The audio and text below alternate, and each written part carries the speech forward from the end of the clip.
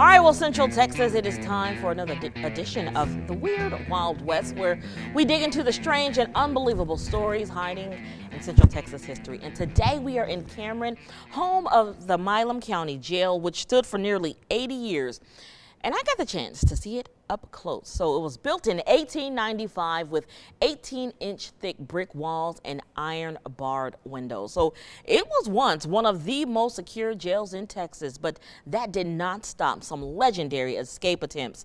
So according to Milam County historical records, one inmate squeezed through a window, slid down a drain pipe, and thought he was free. Well, that was until he tripped, fell, and landed face to face with the sheriff's wife in her nightgown holding a shotgun. So another tried the classic bed sheet rope trick that we see on TV, tried to slide down the side of the building, well, only to lose his grip and fall straight into a tree stump. And one group of prisoners even dug through a thick brick wall, but when they crawled out, the sheriff was waiting with a shotgun in hand, telling them to go on and climb right back in. A twist in the legend of one of the Old West's most notorious outlaws, Billy the Kid. So what if his story didn't end in New Mexico, but right here in Central Texas?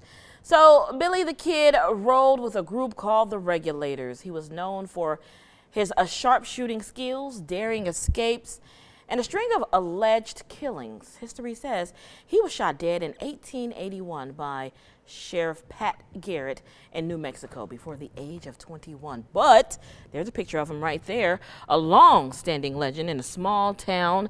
Hyco, which is in Hamilton County, claims otherwise. So according to local historians, Billy the Kid survived, living under the name Brushy Bill Roberts.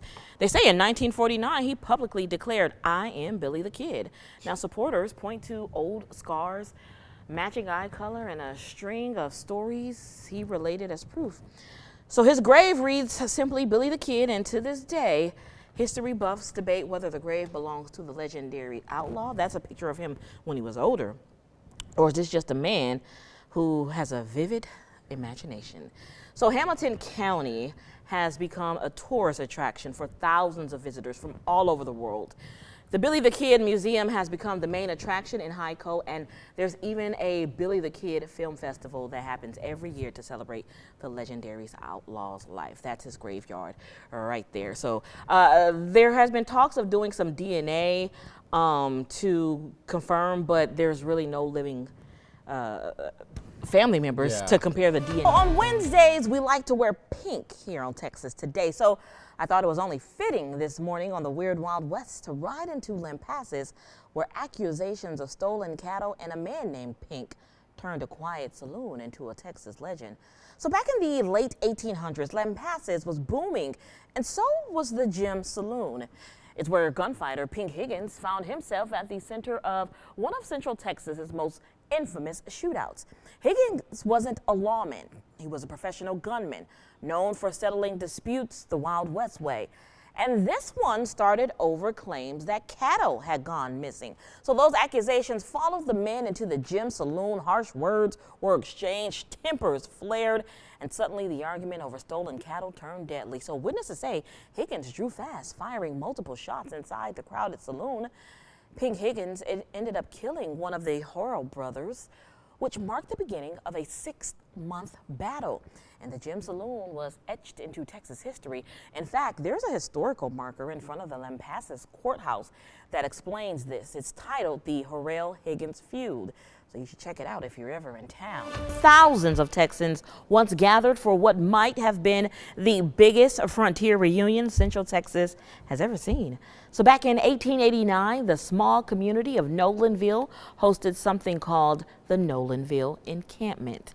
Now, this wasn't your average picnic. The Nolanville Encampment was a historic gathering, often with over 1,000 people that played a key role in developing the Church of Christ in Central Texas. Families met for religious meetings, and we are talking about a massive gathering of Civil War veterans, families, musicians, politicians, and curious spectators from across the state.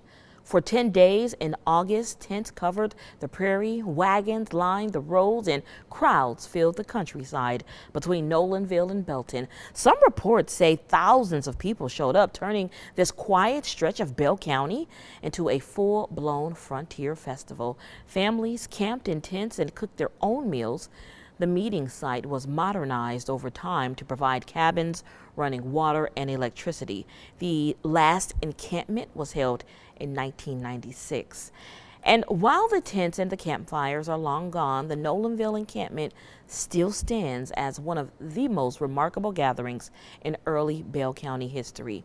The site is noted by a Texas historical marker that you see right here, just another chapter from the Central Texas Weird Wild West. City leaders once did something bold. They literally made up a law and ordered the President of the United States to stop his train in town. And believe it or not, it worked. So back in April of 1905, President Theodore Roosevelt was traveling through Texas by train on his way to a Rough Riders reunion in San Antonio. So Temple was not on the list of cities to visit, and city leaders did not just want the president to just pass through town. So they came up with a very quick solution. They passed a city ordinance. So yes, an actual law requiring all presidential trains to stop in Temple for at least 10 minutes. So according to history, when President Roosevelt heard the news, he had a good laugh about the creative way the city got his attention. So here he is in Temple. He agreed to stop, but only for a few minutes. And just like that, Temple got its presidential visit. Here's another photo from Temple. Crowds gathered. Roosevelt's greeted locals, turning this small Central Texas stop into a big piece of history. And all of this thanks to a little creativity and a lot of confidence, because in Temple, Texas, they didn't just ask the president to stop, they passed the law and told him to. Now that is a bold Weird Wild West story. And this morning's Weird Wild West takes us to a place no longer on the map, a lost Central Texas community with a history as tragic as it is unforgettable. Well, Sugarloaf Mountain is on Fort Hood, 16 miles south of Gatesville in southern Coryell County.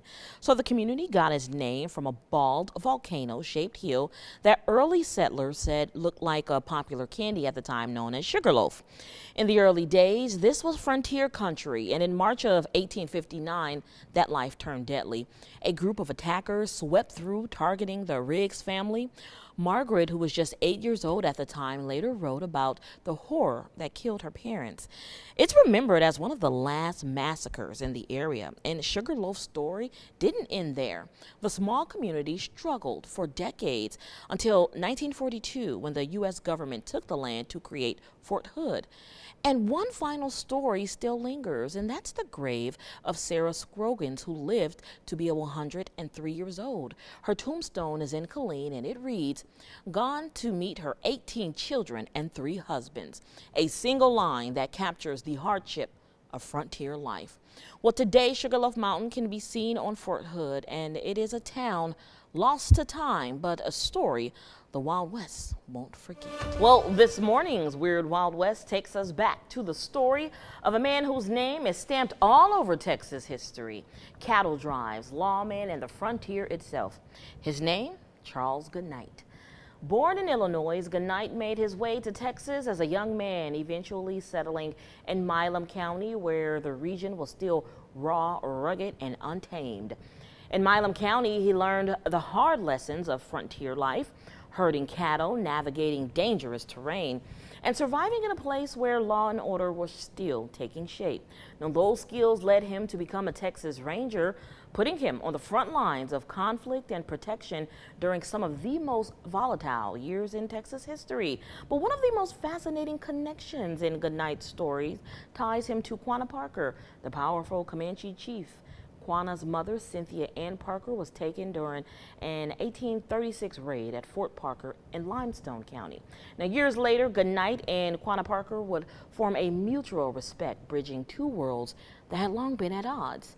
So from Milam County roots to shaping the cattle industry and forging unlikely alliances, Charles Goodnight didn't just live Texas history, he helped define it, and his legacy still runs deep across the Lone Star State, especially right here in Central Texas. Alrighty, so this morning's Weird Wild West story takes us to Coryell County, where there's a place called The Grove. It's about as close as Central Texas gets to a ghost town, but it did not start that way. So The Grove is about 15 miles outside of Temple.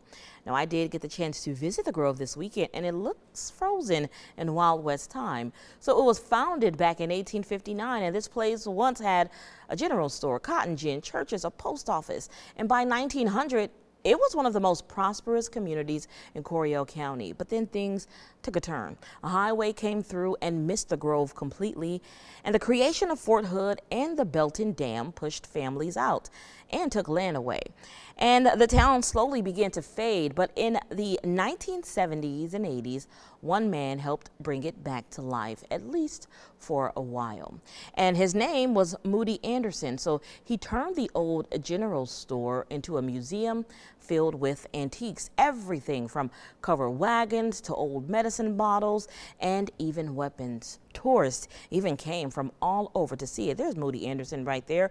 And some of those items even made their way into movies like Lonesome Dove. But in 2010, all that came to an end, and these days the Grove is mostly quiet again, proof that in the Wild West some towns may fade away, but their stories never do. This morning's Weird Wild West takes us to a tiny Central Texas town in Limestone County with a big name moment. And I'm talking about Ben-Hur.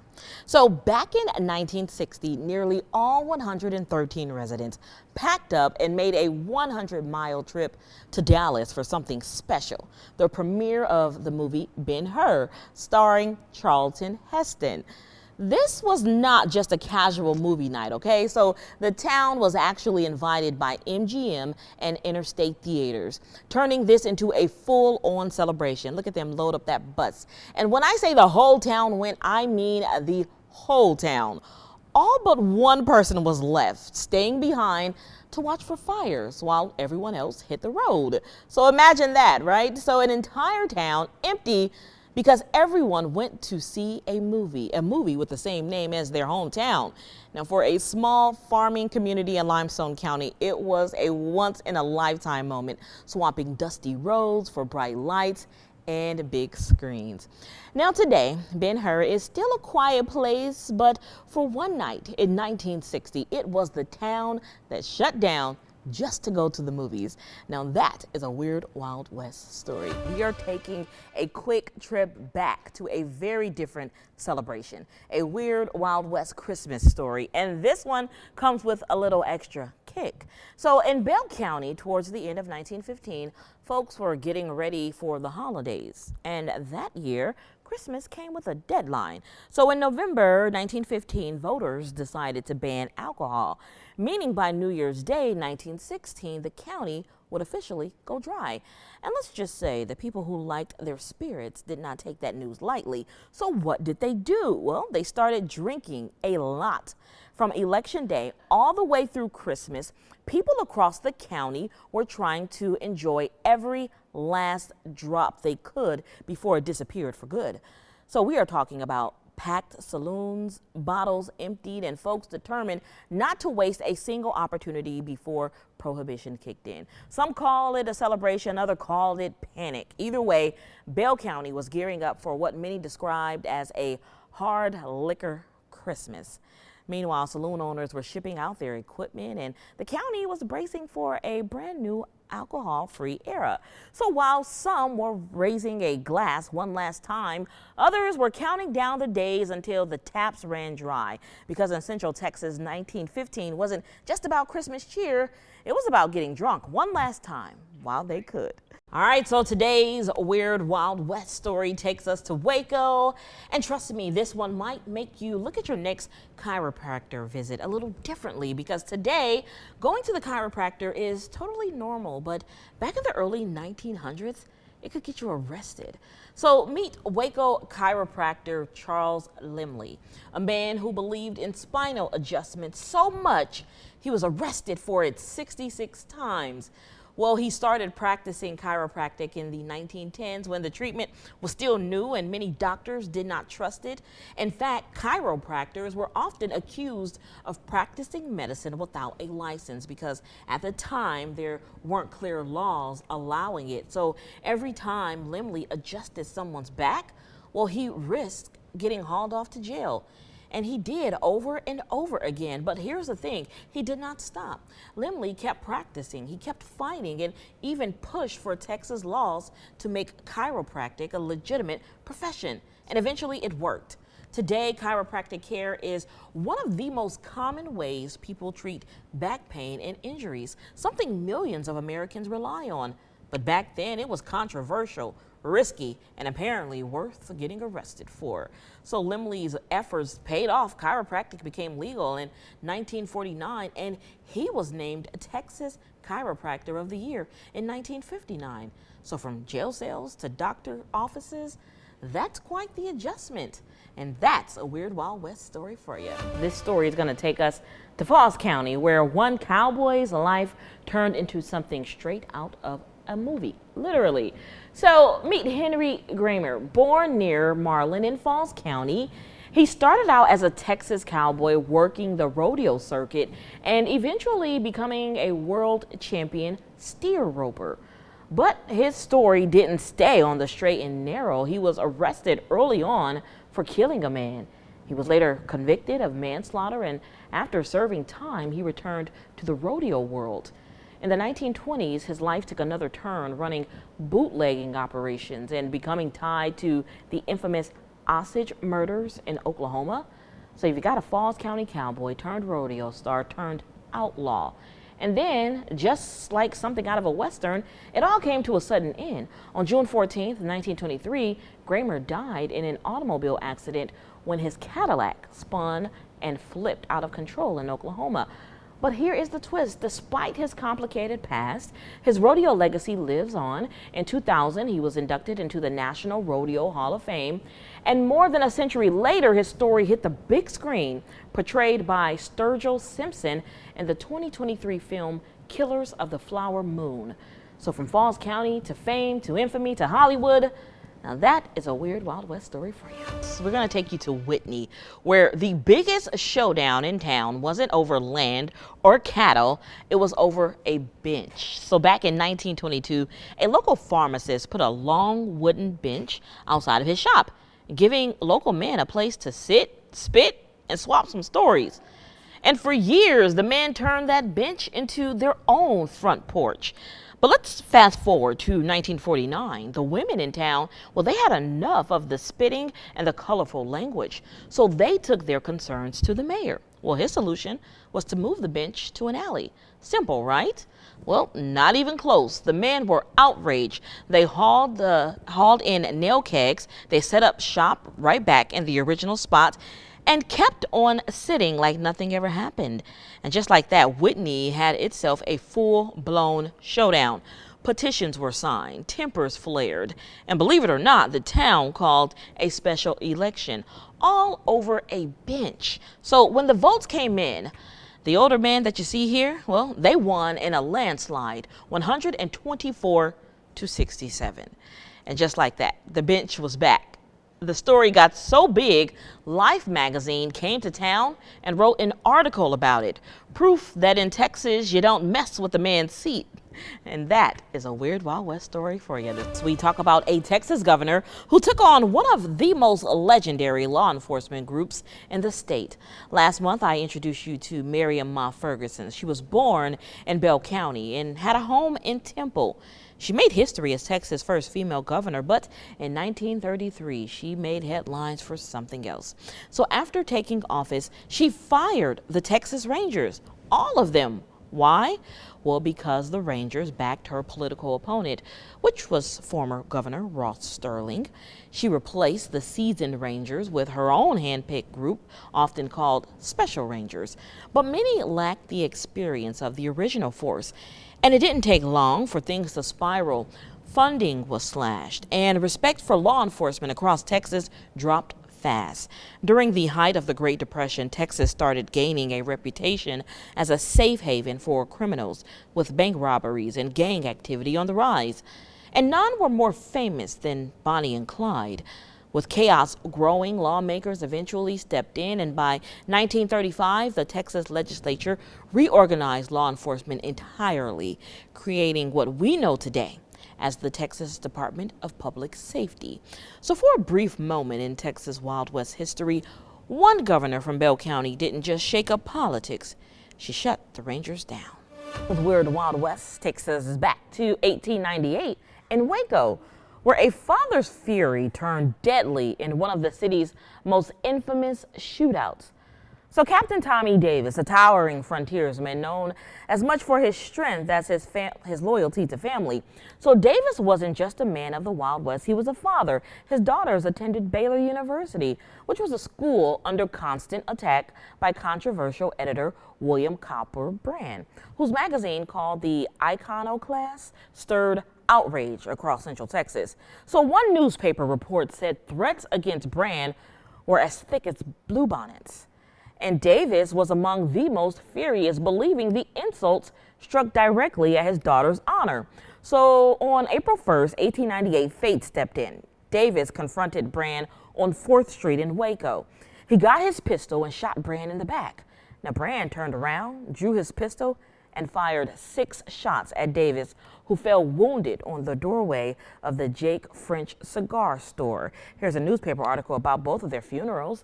Well, both men, they died the very next day. But it was a bitter feud ending in bloodshed. Davis was only 42 years old when he died. He died surrounded by his wife and 6 children. And in true Wild West fashion, this feud didn't just make headlines, it became legend in the heart of Central Texas. Tawakona, Texas is in Limestone County, about a 10-minute drive from Mahia, a place that came surprisingly close to becoming the capital of Texas. So back in 1849, a man named John Boyd had a bold vision, turned Tawakona into the capital of Texas. He pitched it hard, highlighting its central location, natural water supply, and even offering up land for the state to build on. So when Texans voted in 1850, Austin took the win with just over 50% of the vote. Tawakona came in strong at more than 20%, beating out cities like Palestine and Huntsville. In fact, some North Texas counties backed Tawakona in a big way. Dallas County gave it 338 votes compared to just 1 for Palestine. But Tawakona wasn't just a political contender. It was once a hub of education, home to the original campus of Trinity University back in 1869. But let's fast forward to today, and Tawakona tells a very different story. It's now considered a historic near ghost town, a quiet reminder of what could have been. But there is still a push to preserve its legacy. Groups like Preservation Texas are working to restore Texas Hall, one of the state's most endangered landmarks and the very birthplace of Trinity University, after a devastating roof collapse in 2021. So while Tawakona never became the capital, its story still stands as one of the Wild West's greatest what ifs. Within my heart lies a melody, a song of old San Antonio. We are talking about Bob Wills, the king of Western swing, and yes, he's got Central Texas roots. Born in Cossie, Texas, which is in Limestone County, back in 1905, Wills grew up surrounded by music, fiddle tunes, blues from the cotton fields, and the sounds of the Texas frontier. And he didn't just play music, he changed it. Bob Wills blended country, jazz, blues, even a little swing into something brand new. They called it Western swing. And dance halls across Texas just could not get enough.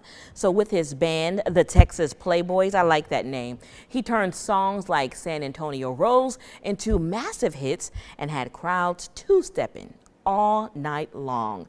So if you are clocking out later and need a vibe, well, go old school. Turn on some Bob Wills, grab your boots, and let Central Texas show you how it's done. Because in the Weird Wild West, Even the legends know how to kick off the weekend. Just off of FM 2843 in Bell County sits a church that's been standing for more than 100 years. The community around it may have faded away, but now a local history group is working to make sure it doesn't disappear too. I take you inside a piece of Central Texas history frozen in time. On this busy back road on FM 2843 near Salado sits an old abandoned church. Inside the historic Willingham Springs Baptist Church, dusty wooden pews still line the sanctuary. Broken windows let the Texas wind blow through the building, and abandoned Bibles remain scattered inside. But to Keith George with the Bell County Historical Commission, this church is far from forgotten. But for me, being in here, you just feel the history. You can feel it. The church was organized in 1911 and completed in 1914 by farming families who once called the tiny Willingham Springs community home. For years, the church also doubled as a one-room schoolhouse, serving local children until 1937. Keith says churches like this once served as the heartbeat of rural communities. And they also had gatherings here. This was churches were often social places. And so these are the places that changed our history. These are the places, well, they shaped our history. They made us a part of who and what we are. Today, the church sits weathered and worn, but Keith and others are now working to preserve what remains.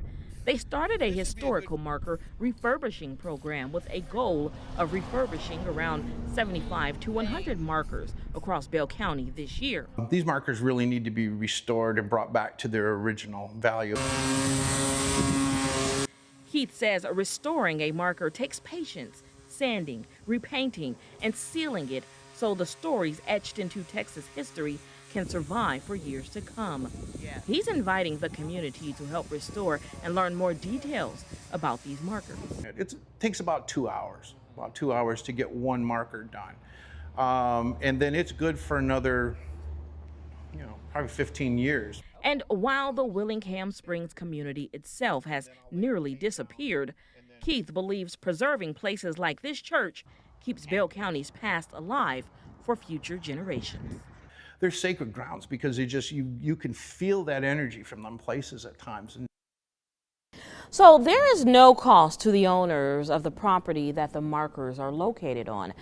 All costs and labor are with the Bell County Historical Commission. You can apparently build a Texas town with 3 things: money, land, and a barrel of whiskey.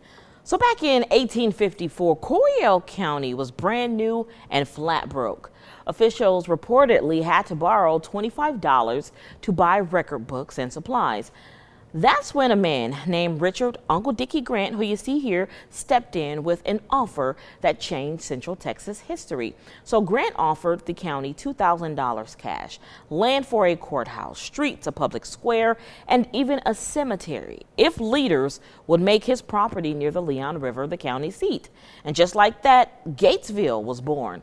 But Grant wasn't done yet. To celebrate and help sell town lots, he rolled out a barrel of homemade whiskey alongside barrels of sugar and water, knocked off the tops, and handed everybody gourd dippers. Now, this is the Wild West part. So according to historians, the whiskey, it was flowing freely, but somehow, incredibly, no one got drunk. Well, soon after, Gatesville officials became the county seat of Coryell County, named after Texas Ranger James Coryell. And just like that, a Central Texas town was built, all thanks to $2,000 and some very disciplined whiskey drinkers. I don't know, I beg to differ. I think it was a couple of folks in there, maybe got a little tipsy. So this morning's Weird Wild West story is all about burgers, hot dogs, and the official state vehicle of Texas. Okay, so did you know the chuck wagon is the official state vehicle of Texas? Well, back in the cattle drive days, chuck wagons were basically rolling kitchens on wheels, feeding hungry cowboys along the trails like the Chisholm Trail. They carried beans, biscuits, coffee, tools, and just about anything needed to survive life on the Texas frontier. So let's fast forward to Waco in the 1950s and 60s. Enter the legendary chuck wagon restaurant, which was at 9th Street and Waco Drive. There was no indoor seating. Customers either parked under canopies, grabbed picnic tables outside, or took their food to go. And the menu, well, the famous Will Burger came stacked with a giant beef patty and all the toppings. The Hut Burger was the smaller version, and the Spooky was the hot dog. Whoever named that menu, they deserved a raise. So if you do have a strange or surprising piece of Central Texas history you want us to explore, just send it my way. We will uncover another unbelievable story tomorrow morning, right here on the Weird Wild West.